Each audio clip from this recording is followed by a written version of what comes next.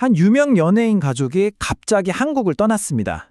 겉보기엔 그럴 수 있지 싶지만 사실 그 결정 뒤에는 대중은 잘 몰랐던 깊은 상처가 숨어 있었다고 합니다. 오늘 바로 그 숨겨진 이야기를 한번 파헤쳐 보겠습니다.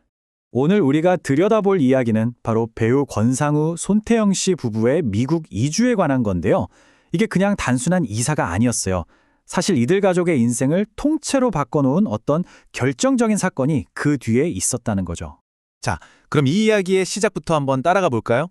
처음 이 가족이 미국으로 떠난다고 했을 때 대중에게는 아주 그럴듯한, 공식적인 이유가 전해졌습니다. 네, 공식적인 이유는 바로 아이들 때문이었어요. 더 좋은 환경에서, 자연 속에서 아이들을 키우고 싶다. 그리고 마침 미국에 가족도 있으니 도움도 받을 수 있고요. 어때요? 누가 들어도 그럴 수 있겠다 하고 고개를 끄덕일 만한 이유죠. 근데 정말 이게 다였을까요?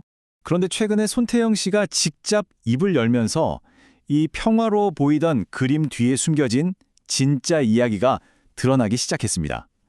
모든 일의 발단은요, 아주 오래전 한 시상식에서 벌어졌던 논란이었어요. 자, 이 모든 사건들이 어떻게 딱딱 맞아떨어지는지 한번 보세요. 시작은 시상식에서 벌어진 정말 사소해 보일 수 있는 오해였습니다. 근데 이 오해가 순식간에 걷잡을 수 없는 논란으로 번졌고요. 결국 이 가족은 미국행을 서두르게 되죠. 그리고 정말 오랜 시간이 지나서야 바로 최근에 그날의 진짜 이야기가 밝혀진 겁니다. 도대체 그 시상식에서 무슨 일이 있었길래 논란의 핵심은 바로 아들, 루키 군의 자리 문제였습니다. 당시 시상식 가수석, 그러니까 다른 가수들을 위해 마련된 자리에 루키 군이 앉아있는 모습이 카메라에 딱 잡힌 거죠. 이걸 본 사람들이 저건 특혜 아니냐 하면서 비난이 쏟아지기 시작한 겁니다. 자, 그럼 손태영 씨가 밝힌 그날의 전말은 어땠을까요? 본인은 무대 뒤에서 시상 준비로 정신이 없었고 아들은 대기실에서 엄마를 기다리고 있었대요. 이걸 본 한 작가분이 어차피 가수석이 비어있으니 아이가 저기 잠시 앉아있어도 된다고 안내를 해줬다는 겁니다. 사실 정신없는 상황에서 스태프가 그렇게 안내해주니 따랐던 거죠. 그런데 바로 다음날 이 정말 짧았던 순간이 온라인에 그야말로 뒤집어 놓는 엄청난 논란이 되어 있었던 겁니다. 상상이나 할 수 있을까요? 이 사건으로 인한 비난은 손태영 씨에게 정말 깊은 상처를 남겼습니다. 그리고 바로 이 감정적인 상처, 이 마음의 고통이 이 가족의 한국을 떠나기로 결심하게 된 진짜 이유가 된 거죠. 그러니까 결국 이 가족의 이주에는 두 가지 이유가 있었던 셈입니다. 겉으로 대중에게는 아이들을 위한 더 좋은 환경이라는 아주 이상적인 이유를 말했지만 그 이면에는 사실 대중의 비난으로 인한 깊은 소외감과 상처가 숨겨져 있었던 거죠. 손태영 씨의 고백은 당시 심정이 어땠는지를 정말 절절하게 보여주는데요. 직접 한 말을 들어보시죠. 그때 나는 여기와 맞지 않는구나, 떠나야겠다라고 생각한 계기가 됐어요. 이 말 한마디에 그동안 겪었을 모든 상처와 외로움이 다 담겨 있는 것 같지 않나요? 결국 잘못했습니다 하고 미국행을 서둘렀다고 하더라고요.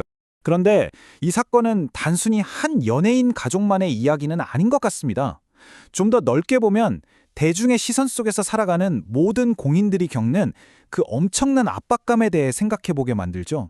곁에 있던 남편 권상우 씨는 아내를 다독이면서 이런 말을 했다고 해요. 연예계 사람들이 우리 잘못이 아닌 걸로 오해를 살 때도 많다. 맞아요. 그의 말처럼 어쩌면 이런 일들은 연예인이라는 직업을 가진 사람들에게는 굉장히 흔한 경험일지도 모릅니다. 자, 이 모든 이야기를 통해서 우리가 생각해 볼 점들이 몇 가지 있는 것 같아요. 첫째, 대중에게 보이는 게 항상 전부는 아니라는 것. 둘째, 정말 작은 오해 하나가 한 사람의 인생을 통째로 바꿀 수도 있다는 무서운 사실.